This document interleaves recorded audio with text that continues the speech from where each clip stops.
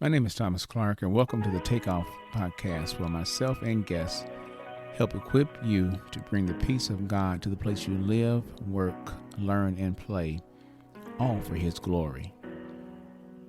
Every problem is a discipleship problem. Being a disciple of Christ does not guarantee that we will not have problems. It does, however, give us the tools to face the challenges of life that come our way. My worldview is that Christ transforms culture, and He does it through His followers.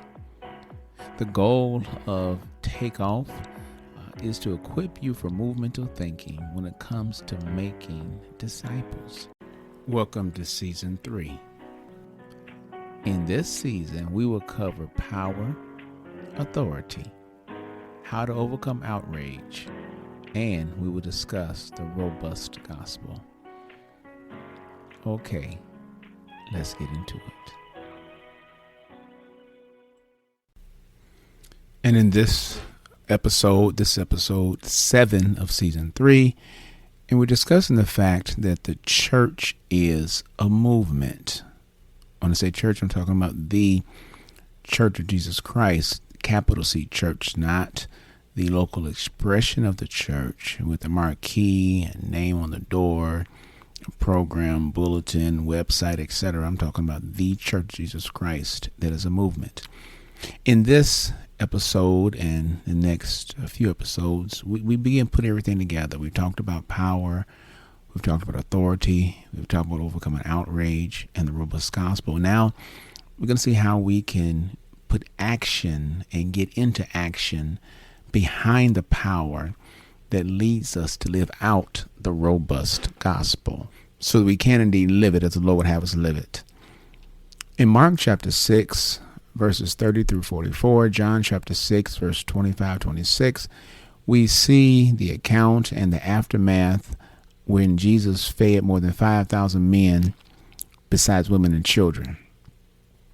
In Matthew chapter 15, verses 29 to 32, we read where He fed more than 4,000 men besides women and children. I want you to notice something, you all. Jesus, in all three of those accounts, two of them feeding the 5,000, one feeding the 4,000, at least 5 and at least 4,000, He never told the crowd they needed food. He fed them. In the Matthew 15, He healed them, then fed them. But He never told them that they needed food.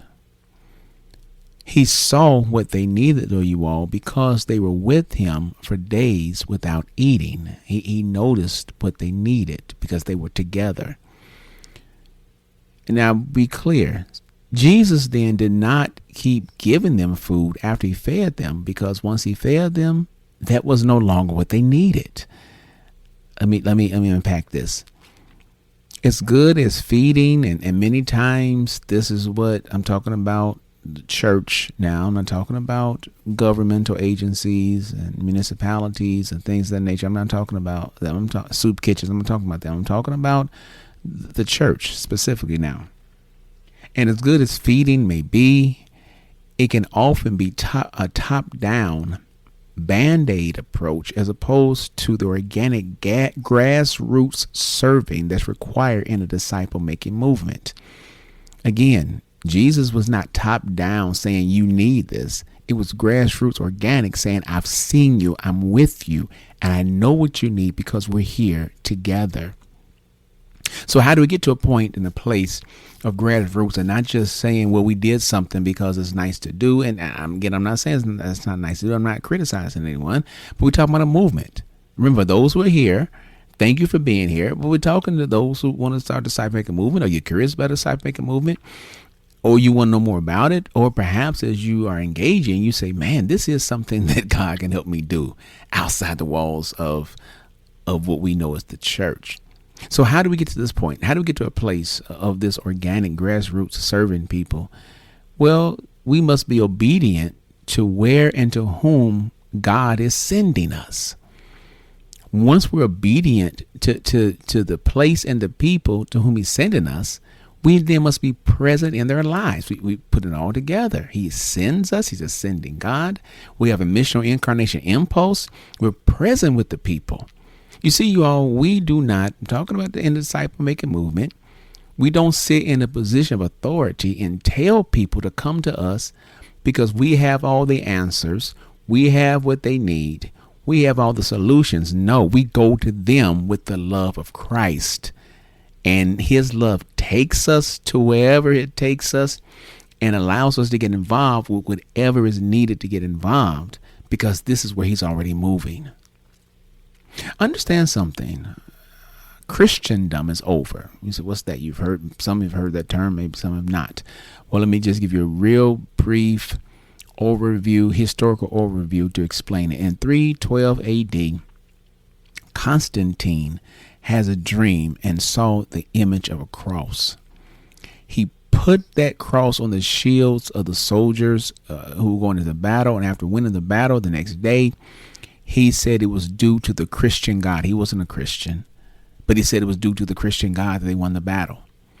And so while the term Christendom did not become popular until the 9th century, it was then, after that battle, that Christendom was founded. It was burgeoning up until then. It was really founded in 312.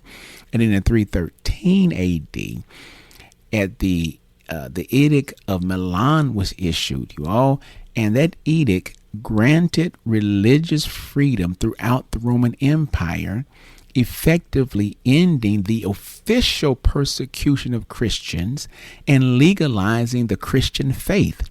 See, up until then, Christians were treated bad. They were marginalized. Christians were attacked. They were on the fringes. But the Edict of Milan married the cross and the crown. And it marked a pivotal point for the church of Jesus Christ. Prior to this, prior to Christendom, I hinted at it. Let me help you understand. Let me unpack that a little bit more. Christianity, you all, which started in the 1st century and had around 20,000 people who were followers of Christ, it grew to 2 million people in just 200 years. But look at what they were up against. They didn't have any building. Remember, they were persecuted up until 313 with the Edict of Milan. They were persecuted. So they didn't have any formal buildings. No, they did not. They had limited funds. They did not, because of the times, they didn't have social media. They had no political allies. There were no mega pastors. There was oppression. They believed and practiced and stood on the fact that Jesus is Lord. They were disciple makers. You don't grow to 2 million people in 200 years by just inviting people to an experience. And I'm not criticizing. I'm talking to disciple makers. You don't just invite people to an experience that come to my church or whatever. No, you do what it takes to bring Jesus to them. They had a missional incarnation impulse. They were part of the community. Stay with us. We'll be right back. Thank you so much for coming by the podcast page. I really appreciate it. Hopefully the information that is shared has and will be able to benefit you and also the people you know. Listen, if it has been, or you believe it will benefit you, I'm asking you to do me 2 favors. First of all, please follow. Yeah, click follow. That way, every time a new episode is released, you will be alerted and you can stay current on everything that we're talking about. But additionally, I'm going to ask that you consider supporting. Your financial support goes a long way to help me help others and the work that we're doing in creating the disciple-making movements. For your monthly or yearly support, not only will you receive access to episodes before everyone else does, but you also will on a monthly basis have a live Q&A with me where I will be able to answer questions based on the episodes and the questions you may have from what's been shared. There's only so much that myself and my guests can say during the podcast recordings, but during the live Q&A, we can take a deeper dive into questions you may have, ways that we've seen it play out and work out, and perhaps even some suggestions that you may have that we may be able to comment on to help you and help equip you to help bring the peace of God to the places you live, work, learn, and play. Thank you again for following and for supporting. I appreciate it.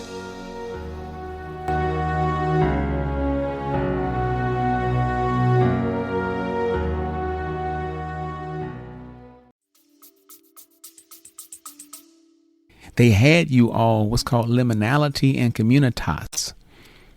They had apest, that is apostolic, prophetic, evangelistic, shepherd, and teaching, but they did not have trained clergy.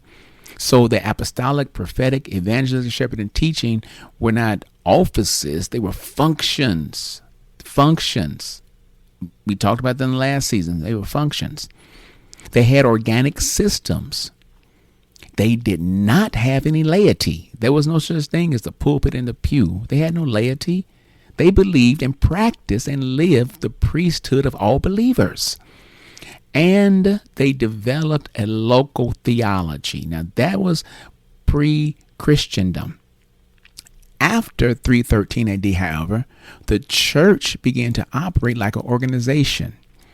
And much of those things are just read in the list pre-Christendom went away. It went away. And when that went away, that's when you got the term going to church. You took away that mission reincarnation impulse because people were required by law to go to church. And the first time it was ever said, because church in the Bible is not a place. It's never a place. It's not a place. You go and find it as a place. But they were required to go to the place. They were required to say they believed in the Christian God. Keep your other gods, little g gods, but believe in the Christian God as the main God. And you can see that you take that away and force people. Unfortunately, what happens over time is there's no need for me to share Christ with you, because you have to come. You have to say you believe. You have to attend. You have to support. And we have the crown, the king, endorsing us and what we're saying is right and what we believe. Now what's happening in the 21st century, we're getting back to how it was in the first 200 years, slowly but surely, because Christendom is actually over. It ended in the late 1950s when we saw it end, yet it still is on resuscitation in some places. I'm not criticizing that. I'm stating facts. I'm just stating statements of fact.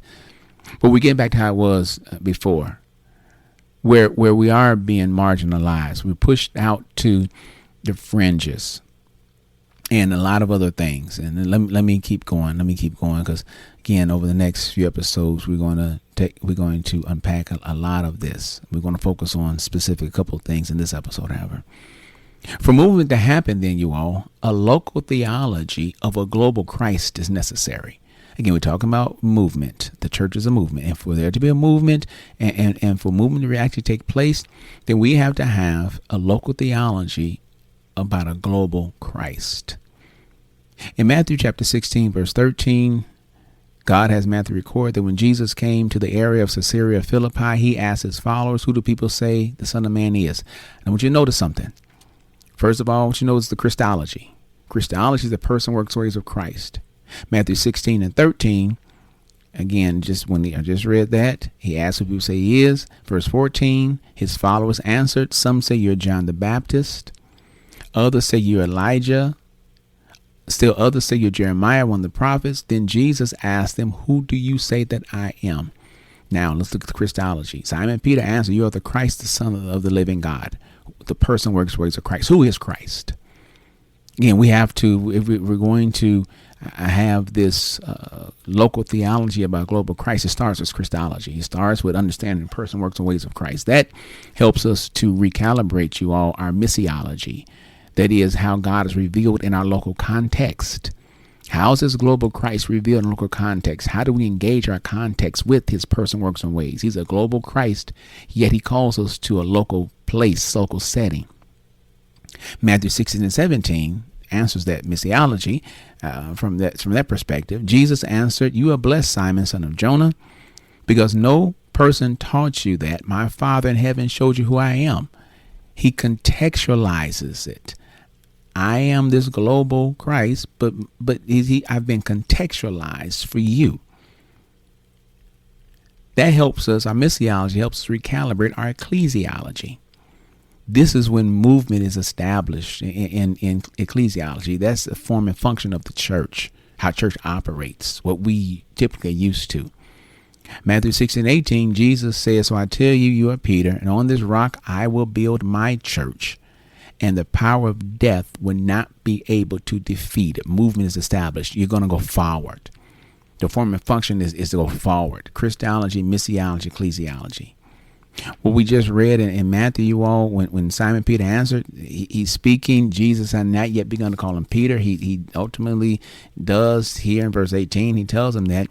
But who was Simon? Simon was an ordinary person who made an extraordinary statement about Christ that had been inspired by the Holy Spirit.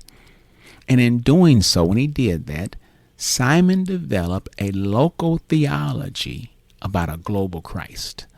Okay, now it's your turn. Now it's your turn. It's interactive. It's your turn. I can't see you do it, but you can write this down and even put it in the comments. I'd like to read it. Matthew 16:21 says, from that time on, Jesus began telling his followers that he must go to Jerusalem, where the Jewish elders, the leading priests, and the teachers of the law will make him suffer many things. Remember, in Jerusalem, these people would do this. He told them he must be killed and then be raised from the dead on the third day.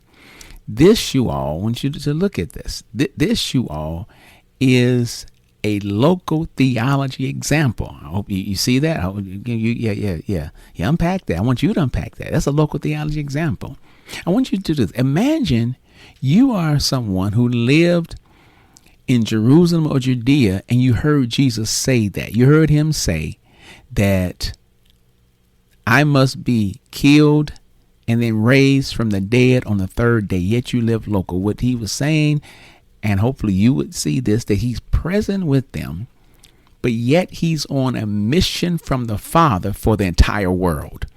A local theology about a global Christ. He's present, and what he does with me in the present is not just for me in the present where I am, it's for the whole world. It's for the whole world.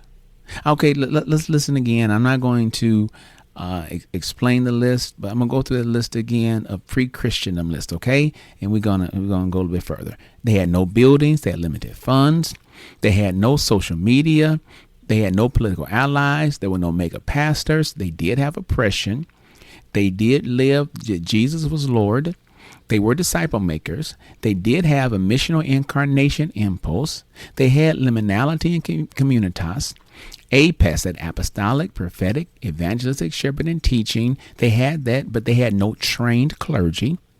They had organic systems. They had no laity. There was no pew members, no laity. They had the priesthood of all believers. And they developed a local theology. Now, of all the things I just named on the list, the one that may be least familiar, APES might be that familiar with some who are engaging in this episode. But beyond that, it's probably communitas and liminality, or liminality and communitas. But yet liminality and communitas are essential for movement to take place. I want to unpack that. Again, I'm not going to go into all of it. I just want to unpack liminality and communitas so we can have this movement, so we can help understand the church is a movement. I'm going to use something that happened, is unfortunate, and is not to bring up any sad memories, but I want really to help illustrate liminality and communitas. Some may remember 9/11. That was the day, unfortunately, when some terrorists attacked in the United States. Specifically, I'm talking about New York right now. There was a plane in Pennsylvania and one hit the Pentagon in D.C. But I want to specifically talk about what happened in New York. What stands out to you about 9/11, if you remember it? But now that's from a global perspective. But now let's look local. What did the people of New York do? Because it was different for them. It is unfortunate and sad. I remember where I was. I was at work. And it seemed in a state of disbelief and saw what happened. And I saw the second plane crash. When I got to the office, the first plane already crashed. And then I walked in and saw the second plane, look on television, saw the second plane crashing in. That a state of disbelief. But it was different if you lived in New York, because it was happening right there. Well, it was, and so that helps us understand liminality, okay? When you look at it from their perspective, here's a global event, but let's look at it from the perspective of people who lived through it. Liminality. Liminality, that term originates from the word liminal. That describes a boundary or threshold situation. In his book, The Forgotten Ways, Alan Hirsch describes in that book liminality is the context or condition from which communitas can emerge. He describes the situations, you all, of liminality, he says, can be extreme, where the participant is literally cast out of the normal structures of life and is humbled, disoriented, and subjected to various rites of passage, which together constitute a test of whether the participant will be allowed to re-enter society and transition to the next level in the prevailing social structure. Liminality then applies to that situation where people find themselves in an in-between marginal state in relation to the surrounding society, a place of danger and disorientation. What happened to New Yorkers on 9/11 was liminality. They found themselves, you all, in a marginal state based on in relation to the surrounding society, a place of danger, disorientation. But yet it served as a rite of passage that they came out in a way together that many can understand, because they came out with communitas. Communitas, according to Alan Hirsch in The Forgotten Ways, is derived from the work of anthropologist Victor Turner, who used the term to describe experiences that were part of the initiation ceremonies of young African boys. As a key element of mDNA, or the missional DNA, and the related ideas of liminality and communitas describe the dynamics of the Christian community, inspired to overcome their instincts to huddle and cuddle. There's when something goes, we just hug each other and wait for it to pass. I'm going to wait for it to pass. And I can say a whole lot about what was happening even in our nation right now, with people just hoping it pass, huddle and cuddle. No, liminality and communitas. Because of that, then what happens instead, what we should do, and when true communitas happens out of liminality, we form ourselves around a common mission that calls us on to a dangerous journey to unknown places. A mission, you all, that calls the church to shake off its collective securities and the plunge into the world of action. It is there that those who go through this experience disorientation and marginalization of liminality, but we also encounter God and one another in a new way that we never could have had we not gone through this together. Communitas is therefore always linked with the experiences of liminality, because it involves adventure and movement. And it describes the unique experience of togetherness that really happens only among a group of people. That you can't get that just by seeing each other so often. You can't get that unless you go through something. So inspired by the vision of a better world, we're actually attempting to do something about it because of what we've been through. And we say now when we get reintegrated back into society, we're going to do something about this together. The people of New York, because of liminality, communitas came out of that and they said, we're going to do something about this together. For movement to happen, you all, then as we experience liminality, we come out saying we're going to do something about it. In a disciple-making movement, we're going to do something about this together. Okay. Communitas develops from liminality. All right. We've said that. I want to repeat that because I'm about to show you another example from scripture now.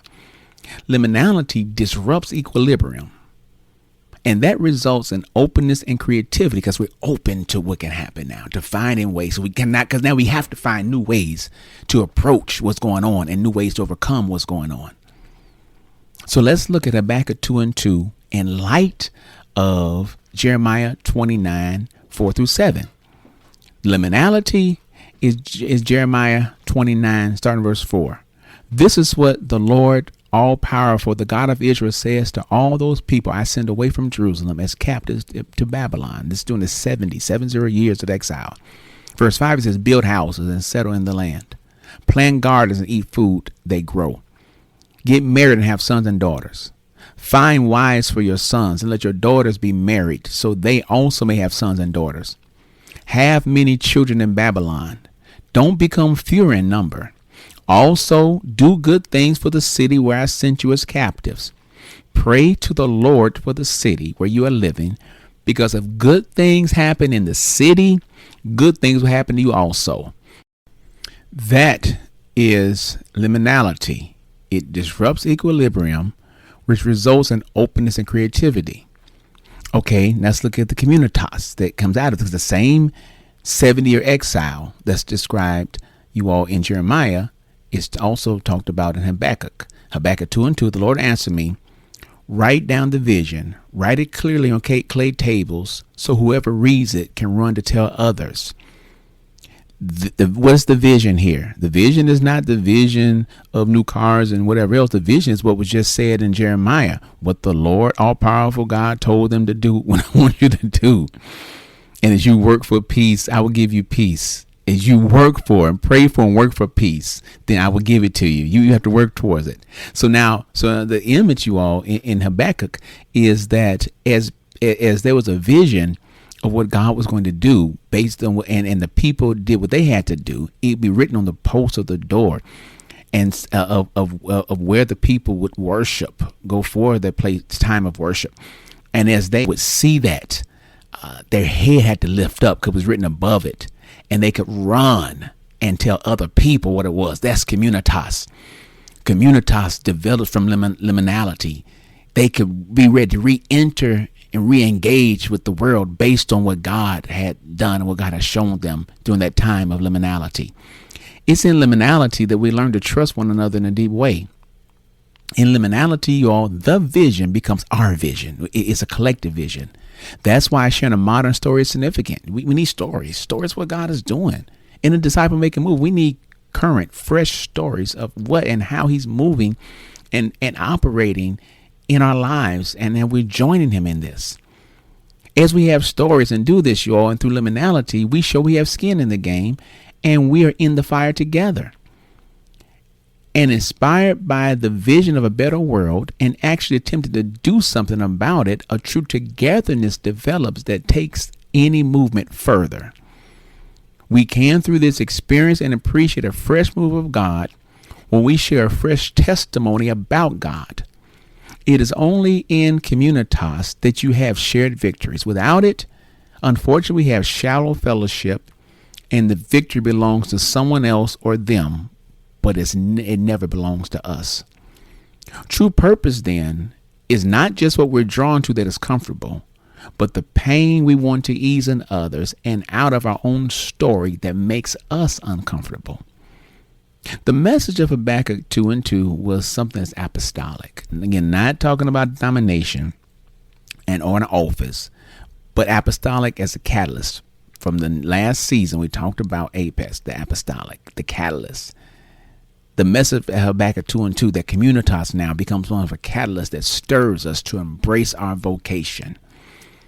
And for a disciple-making movement, true kingdom purpose is not rooted in chasing what feels good. No. It's rooted in joining Jesus where pain exists, both in our lives and in the lives of others. That perspective is deeply aligned with the DNA of a disciple-making movement. That is, ordinary people carrying their redeemed pain, stepping into the world's pain, pointing to Jesus, and multiplying hope. Yeah, let's now get moving now, and we're gonna start putting some movement onto this. We've been building. So I have a couple of questions, and we'll unpack some more next time. But one of the questions I have is, what is the pain in your local context that you can join the global Christ in addressing? He's a global Christ, yet we live in a local context that has localized pain. What is the pain in your local context that you can join the global Christ in addressing? And the second question is, what is your I will statement? Every episode we answer that question. What's your I will statement? As a result of engaging in this episode, what will you start or stop doing? And who are you going to share it with? You have to share it with someone to help you be accountable to do what you said you're going to do. And then help them. It's in DMM. You also can encourage them to have an I will statement and who they're going to share with as well, so we can really get some movement going. Thank you so much for engaging. And remember, it's time to take off.